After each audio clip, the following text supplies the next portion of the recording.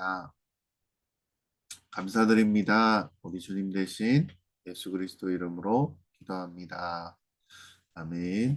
말씀 보겠습니다. 갈라디아서 2장 1절에서 10절입니다. 제가 읽도록 하겠습니다. 14년 후에 내가 바나바와 함께 디도를 데리고 다시 예루살렘으로 올라갔나니 계시를 따라 올라가 내가 이방 가운데서 전파하는 복음을 그들에게 제시하되 유력한 자들에게 사사로이 한 것은 내가 다름질하는 것이나 다름질한 것이 헛되지 않게 하려 함이라. 그러나 나와 함께 있는 헬라인 디도까지도 억지로 할례를 받게 하지 아니하였으니 이는 가만히 들어온 거짓 형제들 때문에 그들이 가만히 들어온 것은 그리스도 예수 안에서 우리가 가진 자유를 엿보고 우리를 종으로 삼고자 함이로되 그들에게 우리가 한시도 복종하지 아니하였으니 이는 복음이 진리가 항상 너희 가운데 있게 하려 함이라. 유력하다 하다는 이들 중에 본래 어떤 이들인지 내게 상관이 없으며 하나님은 사람을 외모로 취하지 아니하시나니 저 유력한 이들은 내게 의무를 더하여 준 것이 없고 도리어 그들이 내가 무할례자에게 복음 전함을 맡은 것이 베드로가 할례자에게 맡은 바 같은 것을 보았고 베드로에게 역사하사 그를 할례자의 사도로 삼으시니가 또한 내게 역사하사 나를 이방인의 사도로 삼으셨느니라. 또 기둥같이 여기는 야고보와 게바와 요한도 내게 주신 은혜를 알므로 나와 바나바에게 친교의 악수를 하였으니 우리는 이방인에게로 그들은 할례자에게로 가게 하려 함이라. 다만 우리에게 가난한 자를 기억하도록 부탁하였으니 이것은 나도 본래부터 힘써 행하여 왔노라. 아멘. 복음으로 하나라는 말씀으로 나누려고 합니다. 사랑하는 지체 여러분, 이런 생각해 보신 적 있으십니까? 나는 하나님께 인정받고 있을까? 내가 복음을 제대로 믿고 있는 걸까? 많은 성도들이요, 그리스도인들이 여전히 내가 무언가를 더 해야지, 무언가 더 해야지 하나님이 기뻐하신다라고 생각을 합니다. 복음은 이게 다라고 좀 더 뭘 더해야 하지 않느냐라고 생각을 하고요. 근데 복음은 그렇게 말하지 않습니다. 복음은 뭡니까? 오직 예수 그리스도의 십자가 은혜만으로 충분하다라는 선언을 합니다. 바울은요, 갈라디아서에서 그 진리를 굳게 붙잡고 싸워갑니다. 열심히 해야, 노력해야, 최선을 다해야 더 하나님을 잘 믿는 게 아닌가 의문이 듭니다. 그리고 물어봅니다. 나는 진짜 복음 위에 서 있는가? 사랑하는 성도 여러분, 우리가 예수를 믿는다는 것은 무엇을 의미하는 것입니까? 우리가 복음을 믿는다고 고백할 때 복음은 단순히 굿뉴스, 좋은 소식이네가 아닙니다. 그것은요, 삶을 완전히 바꾸는 힘이 있으며 하나님 나라가 이 땅에 임했다는 선언입니다. 동시에 우리가 모든 우리의 존재가 우리의 목표가 재창조되었다는 하나님의 선언이고 그 나라 백성으로의 초대입니다. 그런데 현재를 보면요. 많은 그리스도인이 복음을 믿는다고 하면서 율법주의, 형식주의, 차별과 편견의 모습을 보게 됩니다. 어떤 사람은 자신이 지켜온 전통과 규범에 의지하고 어떤 이는 외적인 기준, 들성수나 이런 것들이 있을 것이고 방언을 받았느냐 그런 것들로 사람을 판단을 합니다. 정죄하고요. 복음의 본질을 놓치게 됩니다. 그래서 자유가 사라지고 하나님 나라가 이루어지는 이 교회 공동체보다 갈등과 분열이 가득한 모습으로 교회를 세상 앞에 드러내게 된다는 것입니다. 초대교회에도 이런 일들이 있었습니다. 유대인과 이방인이 함께 교회를 이루어 가야 했던 그 시절에 수많은 갈등이 있었습니다. 특별히 할례 문제는 이방인이 구원받기 위해서 유대인의 율법을 따라야 하느냐는 신학적인, 실천적인 논쟁의 중심이었습니다. 그 상황에서 바울은 본문에서 십자가 복음의 본질, 곧 사람이 오직 믿음으로만 구원을 받는다는 복음의 진리를 지키기 위해 사명을 따라 예루살렘으로 향합니다. 그는 그 자리에서 선언을 합니다. 복음은 사람을 묶는 것이 아니라 자유케 하는 능력이다. 복음은 특정 민족이나 전통에 속한 사람들만을 위한 것이 아니라 모든 인류에게 열려있는 하나님의 초청이다. 역사적인 사건을 기록만 하는 것에 머무는 것이 아니라 우리 시대의 교회와 성도에게도 복음의 본질을 회복하라 주는 메시지라는 것입니다. 우리는 다시 물어야 합니다. 나는 복음 위에 서 있는가? 나는 복음을 믿는가? 나의 신앙은 자유한가? 아니면 누군가를 정죄하고 그를 판별하는 도구가 되고 있는가? 사랑하는 지체 여러분, 하나님 나라와 십자가, 복음의 본질, 그리고 복음을 이루는 연합과 자유 공동체, 그리스도의 몸된 교회이십니까? 네, 복음은 자유를 줍니다. 그것이 십자가 복음의 본질이라는 것입니다. 바울은 예루살렘에 올라왔습니다. 이 방문은요, 단순히 여행이 아닙니다. 복음의 진리를 수호하는 전투였습니다. 바울은 계시에 따라 올라갔음을 2절에 이야기합니다. 계시를 따라 올라가 내가 이방 가운데서 전파하는 복음을 그들에게 제시하되 유력한 자들에게 사사로이 한 것은 내가 다름질하는 것이나 다름질한 것이 헛되지 않게 하려 함이라 라고 이야기합니다. 인간적인 판단이나요 외부적인 강요가 아니었다는 것입니다. 주님의 인도하심으로 움직였음을 말하는 것입니다. 하나님의 사람은 항상 하나님의 계시 앞에 민감해야 합니다. 말씀이죠. 사람의 눈치를 보는 것이 아닙니다. 하나님의 전 뜻을 전하며 사는 것입니다. 이 방문은요, 이 방문의 핵심은 바울이 이방인에게 전하는 복음이 진짜 복음인지 아닌지, 예루살렘 교회 유대 기독교 지도자들에게 확인받는 자리였습니다. 그들은 당시 유대 문화 속에서 뿌리 내린 자들이었다는 것입니다. 그래서 이방인도 유대인의 율법을 지켜야 구원을 받을 수 있다는 압박이 교회 안에 존재했다라는 것입니다. 근데 바울은요, 자신과 함께 동역하던 헬라인 디도를 데리고 갔습니다. 디도는 이방인이었고 할례를 받지 않았다는 것입니다. 3절에 이야기합니다. 그러나 나와 함께 있는 헬라인 디도까지도 억지로 할례를 받게 하지 아니하였나니. 이것은요, 강요하지 않았음을 이야기합니다. 중요한 신학적인 선언입니다. 이것은 복음이요 율법의 행위가 아니라 오직 예수 그리스도를 믿는 믿음으로 주어지는 은혜의 선물임을 선포하는 사건이라는 것입니다. 그런데요, 그런 자유가 언제나 자연스럽게 받아들여지지는 않았습니다. 바울은 이야기합니다. 4절에 가만히 들어온 거짓 형제들 때문이라. 그들이 가만히 들어온 것은 그리스도 예수 안에서 우리가 가진 자유를 엿보고 우리를 종으로 삼고자 함이로되.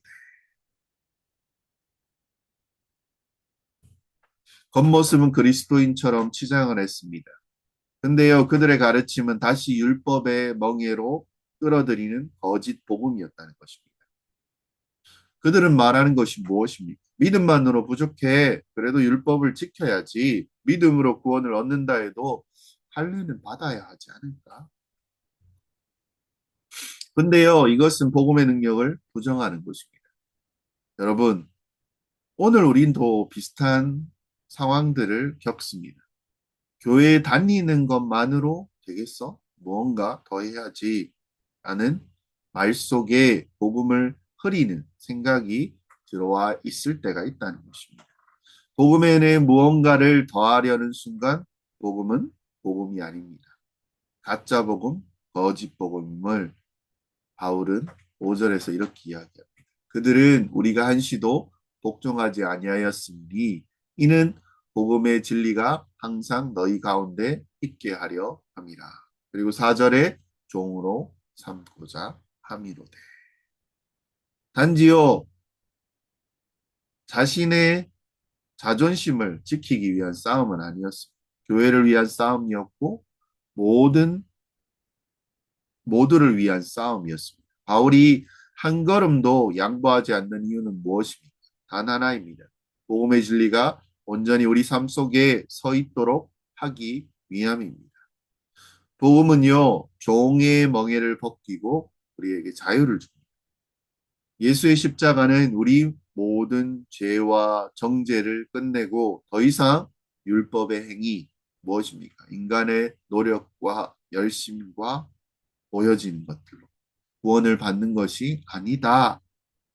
오직 믿음으로만 그 은혜를 받게 하셨다는 것입니다. 복음에 아직도 율법적 기준으로 나를 괴롭히고요. 다른 사람을 판단하고 있지 않은가를 우리는 물어야 됩니다. 예수 십자가만으로 충분하다는 고백이 우리 가운데, 삶 가운데 나타나십니까? 아니면 우리 속에 내가 좀 더 잘해야 구원받을 수 있는 거 아닌가? 라고 착각하고 있지 않은 것이 묻습니다. 그래도 난 쟤보다는 내가 낫지. 내가 좀 더 나으니까 내가 예수님께 더 사랑받는 거야. 라고 착각하지 않느냐는 겁니다. 십자가 복음을 위해 싸웠고 바울은 우리에게 그리고 그때의 기독교인들 우리에게 전했습니다. 우리가 복음의 자유를 지키는 자로 살아가야 합니다. 요한복음 8장 32절에서 이렇게 이야기합니다. 진리를 알지니 진리가 너희를 자유롭게 하리라. 복음은요, 교리가 아닙니다. 자유의 삶을 살아가게 하는 능력이라는 것입니다. 복음은요, 사람을 차별하지 않습니다. 이것이요, 하나님 나라의 질서입니다. 우리가 믿는 복음은 세상의 것과 다릅니다. 세상은요, 외모로 사람을 판단하지 않습니다. 학벌로, 배경으로, 직업으로 사람을 나누긴 하죠. 근데요, 복음은 외모를 보지 않으시는 하나님의 질서를 드러낸다는 것입니다. 바울은 예루살렘 교회에서 유력하다고 여겨졌던 사도들, 즉 야고보, 예수님의 친동생이죠. 베드로, 요한을 만났습니다. 이들은 교회 안에 당연히 영향력 있는 인물입니다. 12사도 않습니까? 바울은 이렇게 이야기합니다. 6절에 유력하다는 이들 중에 본래 어떤 이들이든지 내게 상관이 없으며 하나님은 사람을 외모로 취하지 아니하시나니. 6절은요, 하나님 나라의 가치를 분명하게 드러낸다는 것입니다. 하나님은 사람을 그가 가진 지위나 배격이나 외적인 자격이 아니라 믿음을 보신다는 것. 하나님은 사람을 외모로 취하지 아니하시고 복음으로 설 자를 하나님의 주권으로 선택하십니다. 바울이 율법에 능통한 유대인 출신이었습니다. 그는요, 이방인의 사도라고 근데 불렀다는 것입니다. 반면에 베드로는 어떻습니까? 그냥 어부입니다. 평범한.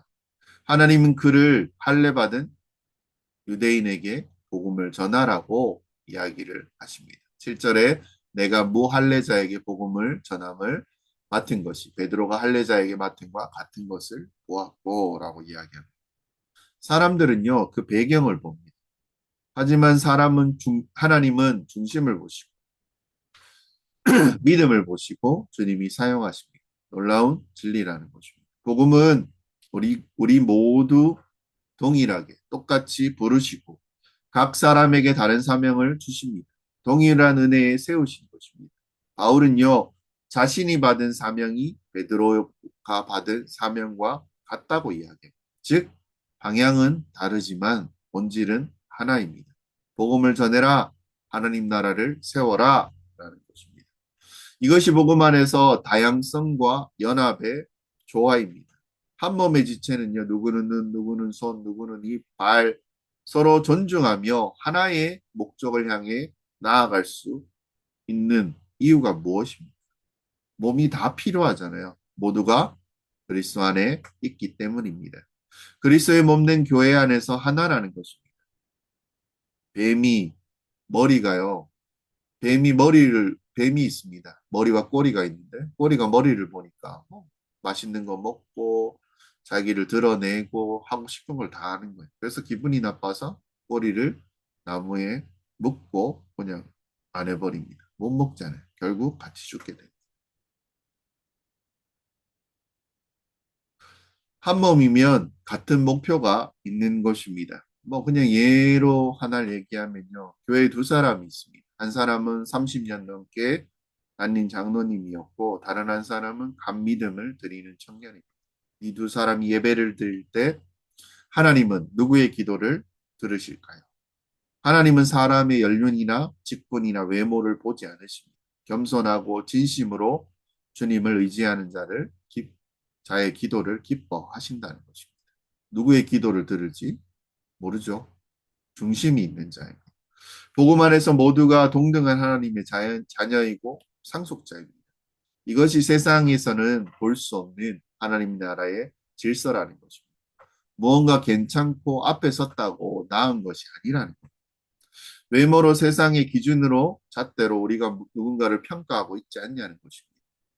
하나님의 질서에 따라 복음 안에서 사람을 대하고 계십니까?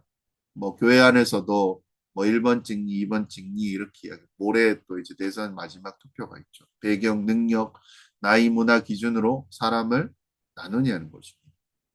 하나님 나라에는 위아래가 없습니다. 목사도, 평신도도, 장로도, 초신자도 예수님 보혈 아래 한 몸 된 형제, 자매입니다.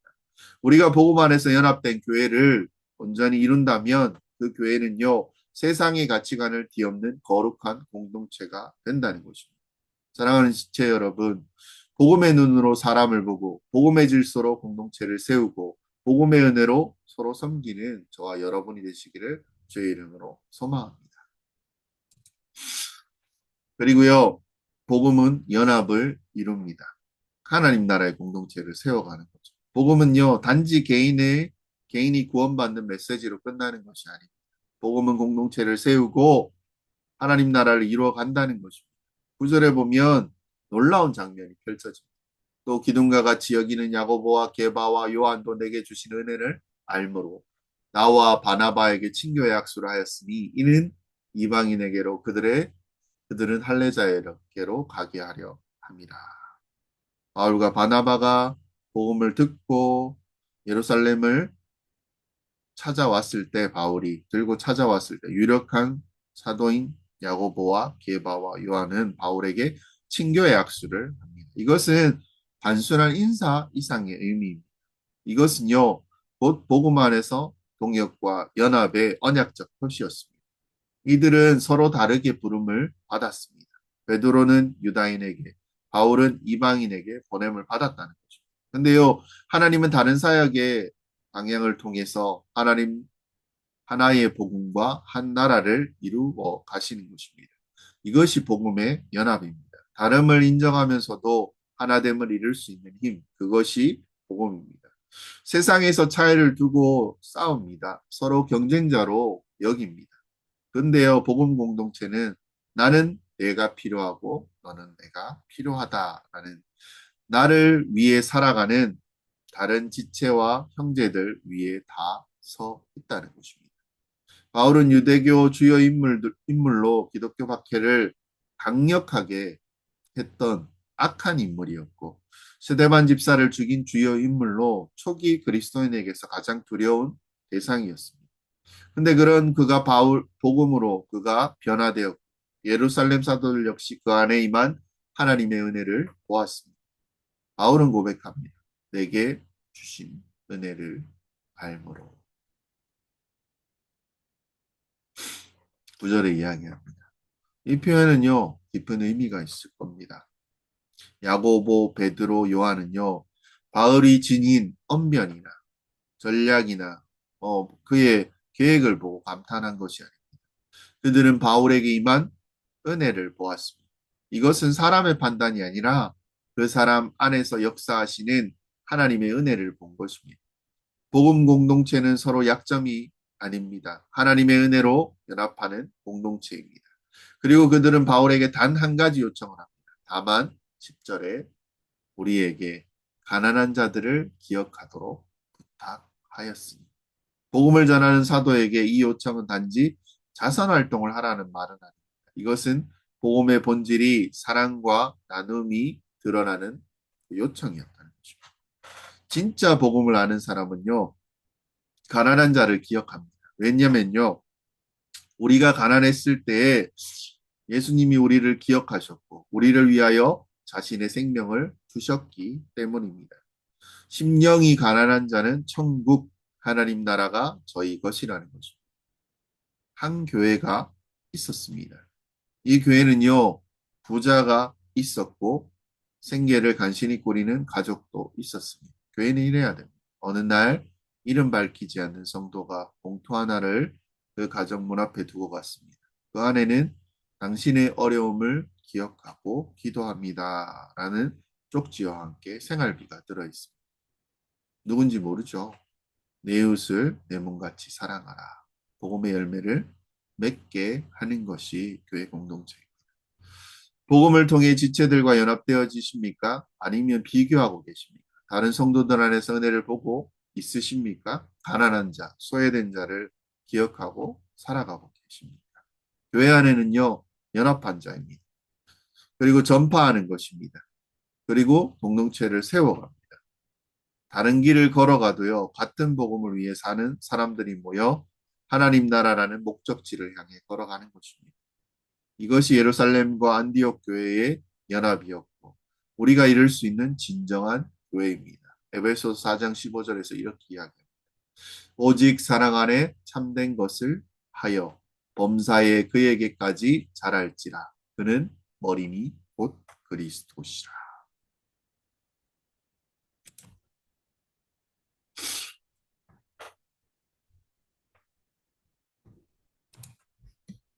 몇 가지 나누어 보려고 합니다. 복음 앞에 내가 더하거나 빼는 것이 여러분 있으십니까? 나는 복음에 내 공로나 내 신앙 경력을 다하고 있지 않으십니까? 예수 그리스도 플러스 무엇이라고 생각하고 그렇게 살아가지 않습니까? 교회 안에서요, 다른 사람에게 은근히 율법적 잣대를 드리고 있지 않습니까? 맨날 늦어. 예배 시간에 뭐 하는 짓이야? 아, 저래가 예배 드리겠나? 그리고요, 나는 복음의 눈으로 사람을 보고 있는가? 학력, 배경, 신앙 연수, 외모로 판단하지 않으십니까? 다른 사람이 받은 은혜를 인정하고 존중하고 있으십니까? 교회 안에서 어떤 사역의 방향이나 역할이 다르다고 비교하거나 무시하거나 나하고 상관없어? 라고 생각하지 않느냐는 것입니다. 그리고 마지막으로 복음의 공동체를 여러분 세워가십니까? 교회 안에서 연합을 이루고 아니면 갈등 그리고 경쟁하고 계십니까? 화해와 동역을 추구하고 있느냐라는 것입니다. 그리고 내가 조금이라도 가졌다면 가난한 자, 연약한 자, 소외된 자를 기억하고 있냐라는 것입니다. 마무리하겠습니다. 복음은요, 사람을 자유케 하고 차별 없이 받아들이며 하나님 나라 공동체 안에서 하나됨을 이루는 능력입니다. 이 복음을 지키기 위해 우리는 어떤 형태의 율법주의나 사람 중심의 판단도 거부해야 합니다. 오직 예수 그리스도의 십자가 은혜만 붙들고 가야 한다는 것입니다. 복음은 자유를 줍니다. 인간의 행위나 율법이 아닙니다. 오직 예수 그리스도 십자가 은혜로만 우리는 구원을 받았습니다. 그리고 자유를 누립니다. 복음은 차별이 없습니다. 하나님의 사람은 외모로 취하지 않으십니다. 모든 사람은 복음의 동역자로 불림을 받았습니다. 하나님은 사람을 외모로 취하지 않는다. 그리고 부름을 받았다. 누구입니까? 유대인, 이방인, 한국 사람, 일본 사람 아무 상관없습니다. 누구나 그리스도 안에서 동일한 피부색 그리고 지역 상관없습니다. 하나님의 자녀입니다. 그리고요, 복음은 공동체를 하나로 만듭니다. 그 중심으로 서로 다른 사명자들이 연합하게 됩니다. 은혜로 연결된 공동체를 통해 하나님 나라를 이 땅 가운데 세워간다는 것입니다. 복음은 하나님 나라를 세우는 중심축입니다. 우리는 그 나라의 백성으로 이 진리를 굳게 붙들며 살아가야 합니다. 복음은 우리에게 자유를 주고 차별 없는 하나님의 나라로 불렀습니다.